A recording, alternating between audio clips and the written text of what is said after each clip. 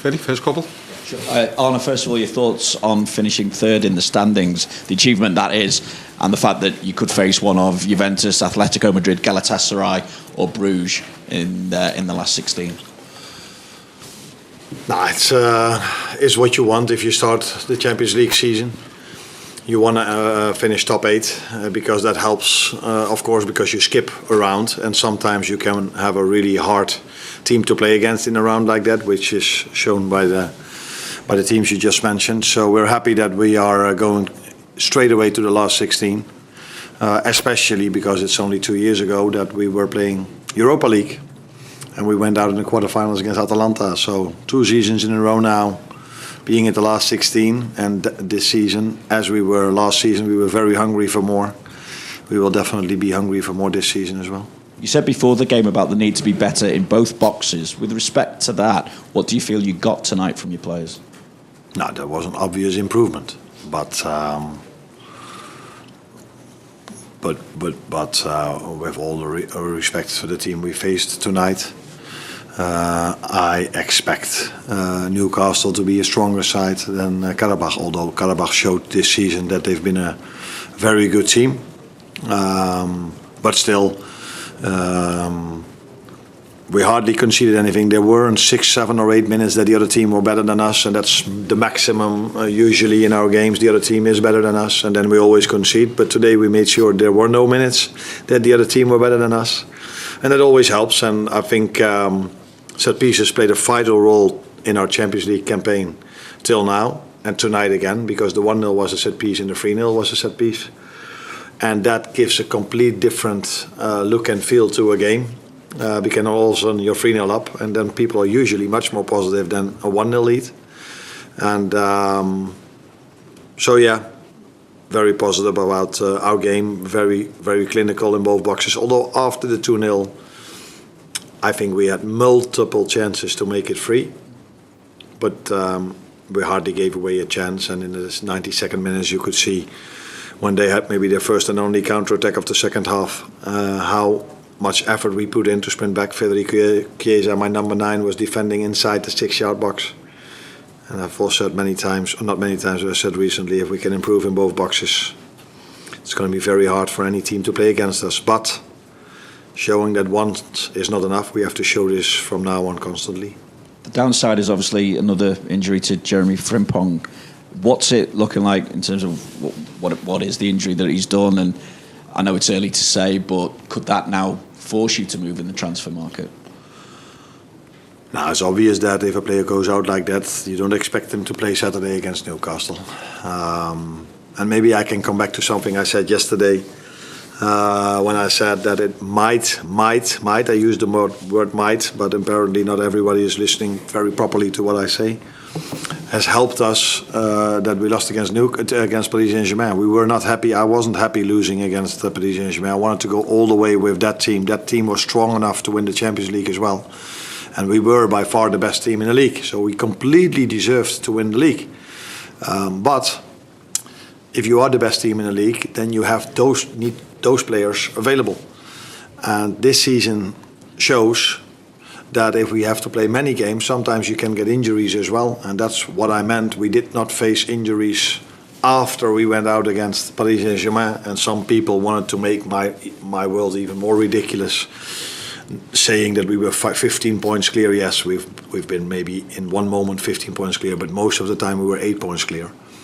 And if you then face a situation of 3, 4, 5 injuries, it might have been more difficult for us, but we were the best team in the league, and we could have won the Champions League as well, and we would have loved to go to the next round last season. But this club, it hits us harder if we have injuries than the clubs we are in competition with.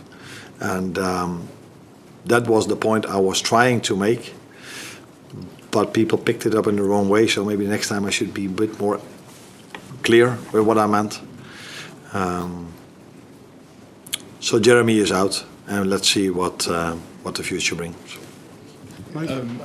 With you have some midfielders playing in your back line. Some?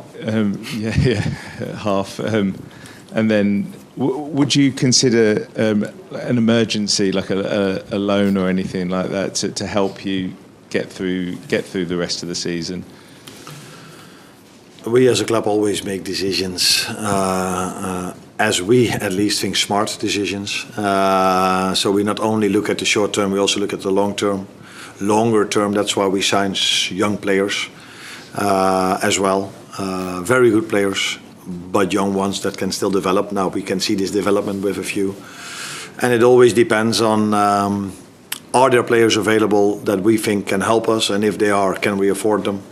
And does this also be helpful for the longer term future? Because our players come back from injury as well. And I just said that we don't have a squad where we have 4 right backs and 12 midfielders and 3 or 4 number 9s. That's not how it works over here. So we have to do the smart things for the near future, but also for the longer future. And let's first see how Jeremy is. Maybe he's not able to play Saturday, but maybe he's able to play 1 or 2 days later. And we now go into a schedule with 1 game a week. So that would usually mean less injuries, but you're never sure.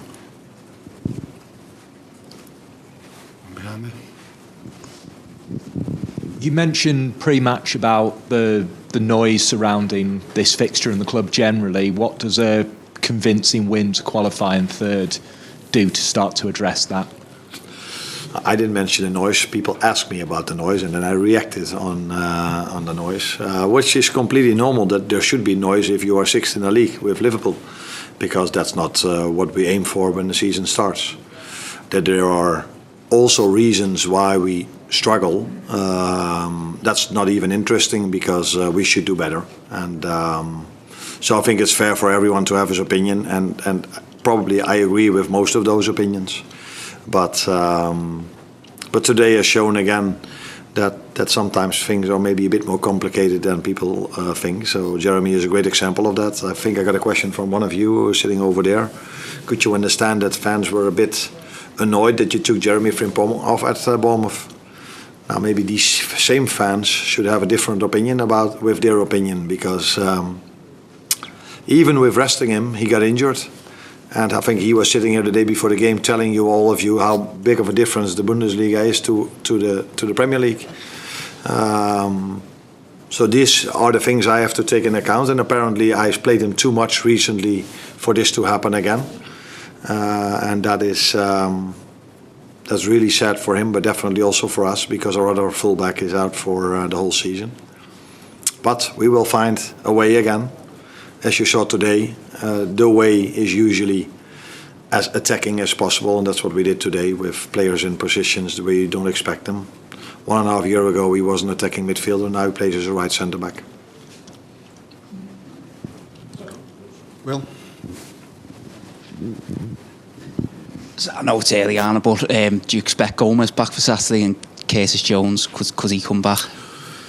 Curtis was sick, so we have to wait and see how that evolves.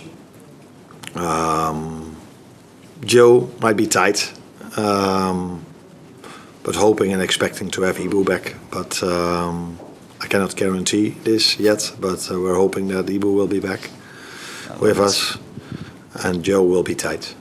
With Tarawen's at right back tonight, had to come on a lot early probably than expected. What did you make of his performance? Positive, as we're used to from Wata. You gave him a job, and he's doing it with all he's got. And today he did really well. What you lack a little bit if you play him over there, you don't have as many overlaps or 1v1 quality as maybe Jeremy Frimpong has. But what he does is so decent and concentrated and focused.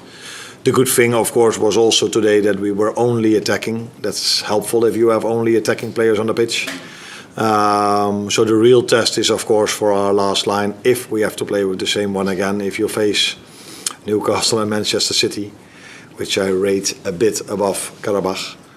But for tonight, of course, it's nice that if you play with such an offensive lineup, that you are able to have so much ball possession and score so many goals and hardly give away anything. Tony? So just a quick one. Is there any initial idea of the nature of Jeremy's injury? It's a muscle injury, but I don't know how long. That's Hamstring, gonna be. knee, or anything more specific? Sorry? Hamstring, knee, any idea of it? A muscle, so that's not a knee.